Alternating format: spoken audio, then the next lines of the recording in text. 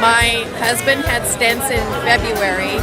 Our mother-in-law had heart surgery in December. My 39-year-old nephew had stents 2 weeks ago. My sister has had stents 2 years ago. My brother had open heart surgery a month ago.